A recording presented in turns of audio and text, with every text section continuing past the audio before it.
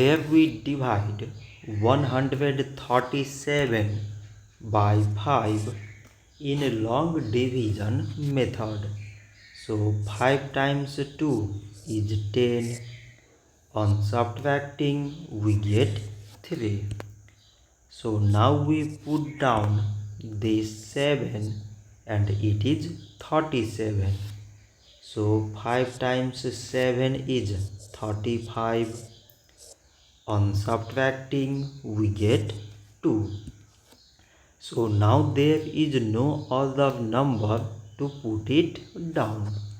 So we take here decimal, so that we put 0.